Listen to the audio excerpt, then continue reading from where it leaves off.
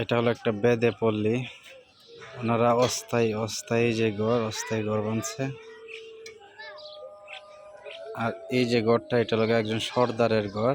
এই ঘরটা একজন সর্দারের ঘর।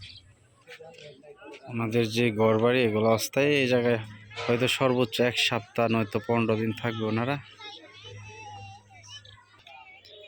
তারপর হয়তো ওনাদের নতুন কোনো গন্তব্য, নতুন কোনো জায়গাতে চলে যাবে। ওনাদের স্কুলে পড়তে হয় না, কলেজে পড়তে হয় না, মাদ্রাসায় পড়তে হয় না।